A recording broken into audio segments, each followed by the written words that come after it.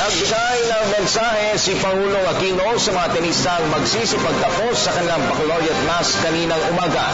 Sa kanyang talumpati, binalikan ng Pangulong Aquino ang kanyang mga naging karanasan sa naturang paaralan na humubog sa kanya bilang isang mabuting halimbawa sa lipunan. Ipinagmalaki naman ni Pangulong Aquino dito ang mga mabubuting nagawa ng kanyang administrasyon sa nakalipas na 6 na taon. Kabilang dito ang pagiging Asia's Bright Spot ng Pilipinas at mga pamilyang Pilipinong naiahon sa kahirapan sa tulong ng mga programang ipinatupad ng pamahalaan. Sa huli, pinasalamatan ni Pangulong Aquino mga tenisang naging katuwang niya sa kanyang administrasyon at hinimok rin niya ang mga ito na maging huwaran ng pagiging masigasig, malasakit at ang integridad sa kanilang mahabang paglalakbay sa buhay. Ano naman ninyo ang nangyari ng bumalik sa Pilipinas sa akin, ma? Hindi pa siya nakakatapak sa tarmac, tugas lang na siya. Ito ang naging mitsa ng paggising ng Pilipino upang sa EDSA ay muling mabawi ang ating kalayaan.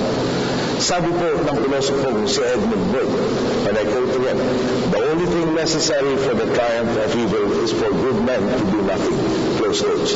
Tapos na ang panahon ng diktadurya dahil hindi naman nawawala ang pangangailangan na makisangkot sa mga isyong panlipunan.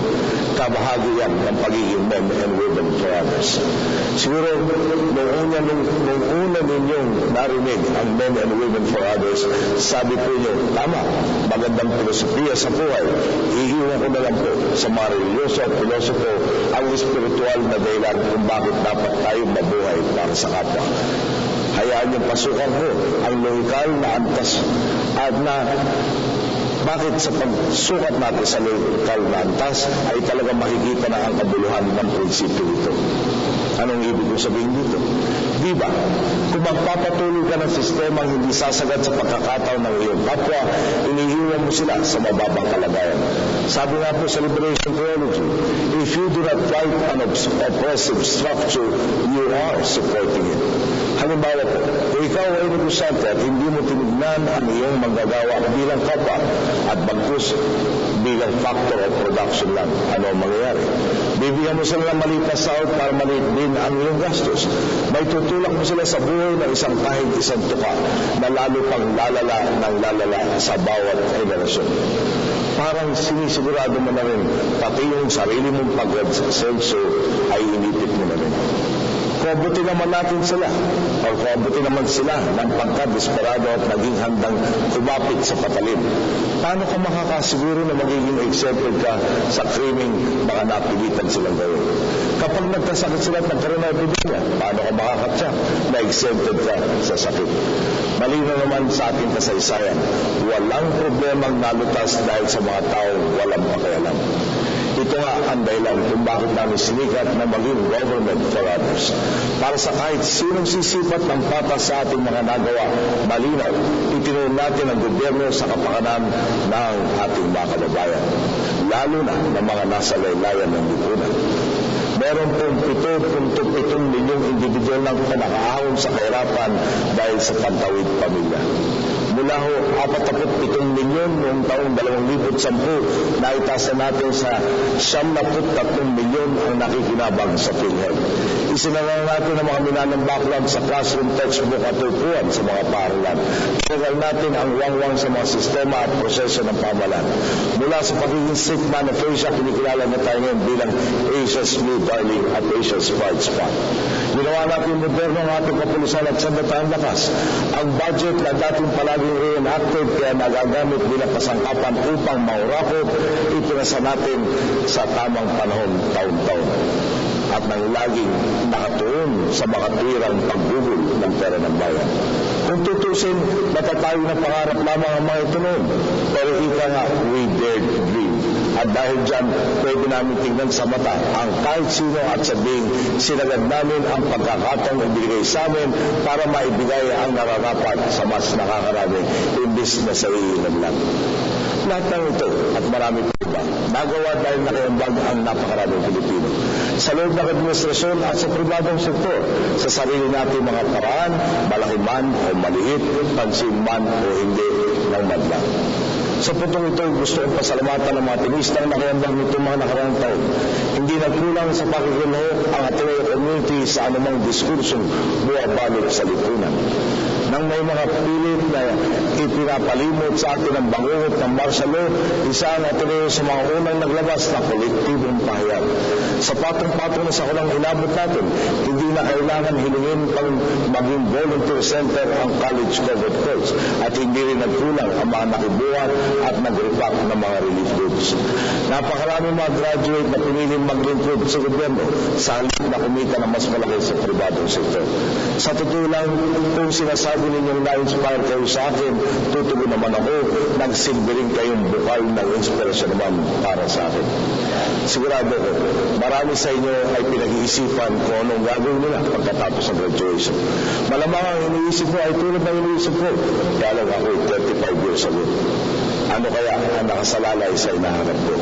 Para sa akin po, may mapupulot tayo sa ating pong alma mater song, A Song for Mary. Nagsimula ang ating alma mater song sa mga linyang, We stand on a hill between the earth and sky. Now all is still when Loyola's colors fly. Para sa akin, ang buron, ang Ateneo, ating mga kaibigan, ating pamilya na humubog po sa atin. Kabilang sa mga natutuhan natin ang pagiging kritikal sa mga nangyayari sa ating paligid. Kumbaga, sinanay tayong hindi maging kaladkarin o sumubay na lang basta sa agos ng nangiibabaw na opinyon. Noong huling taon nga namin sa Ateneo, ang sabi ng mga guru namin, kung pagkatapos ng lahat ang alam nilang ay facts and figures, nabigo kami. Tinuruan namin kayong kumustyon sa nakasanayan. Nagtagumpay kami sa pagtuturo kung now you know that you do not know. Ibig din sabihin, kasabay ng pag-aaral at pagmumuni-muni, kailangan din nating tanggapin na tao tayong likha. Hindi perpekto at may hangganan ng ating kakayahan. Matindi ang mga pagsubok na kakaharapin natin. Kaya tayo dumudurog na panatilihin tayong totoo at buo ang pagtitiwala sa may kapal at sa Birheng Maria.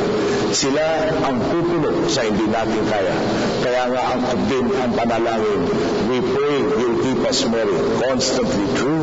We pray will keep us Mary, faithful to you. Sa buhay ko po, marami akong hamon na pinagdanan. At isa sa pinaghuhugutan ko ng inspirasyon ang nangyari sa aking mga magulang. Ano ba naman itong pinagdadaanan ko kumpara sa nalampasan nila? Ang pinaghuhugutan ko ng lakas ay ang pananampalataya sa magandang plano ng ating Panginoon para sa ating lahat. At bukod sa pananalig, makikita rin ang isang matinding panawagan sa bawat isa sa atin. Down from the hill, down to the world go I, ang sabi natin kapatid. Hindi tayo nagsanay para lang magkulong sa isang ivory tower. Hindi para sa sarili lang ang tuon ng kaalamang nakalap natin dito. Down from the hill, kasama kahalubilo ng ating mga kapwa. Upang maging kasangkapan ng Panginoon, palagi sa kapwa ang tuon, sa kalakhang mundo. Dahil tayo ay men and women for others. Mga kapwa ko protagonista, lahat ng pinagdaanan ninyo dito sa Ateneo, lahat ng itinuro sa inyo nila Father Jet at inyong mga guro ay paghahanda para sa mas malawak at mas masalimuot na mundo ng pagiging tao para sa kapwa. Itong graduation ninyo ay tanda ng inyong tagumpay sa kontroladong mundo ng Loyola Heights. Ano man ang landas na inyong piliin, huwag niyo sanang kalimutan ang lahat ng ibinahagi sa inyo dito sa Ateneo. Ngayon, kasama ko sa mga buong nagtitiwala sa inyo. Naway umayo kayo at maging lots in Domino. Taas na kayong maging men and women for others at maging mga exemplar ng sigasig, malasakit at integridad sa mahaba ninyong paglalakbay down from the hill.